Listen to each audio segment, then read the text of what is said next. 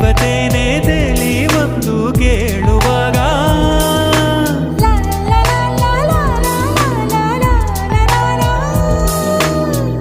ಬೇಡ ಎಂದು ಹೇಗೆ ನಾನು ಹೇಳಲಿಗ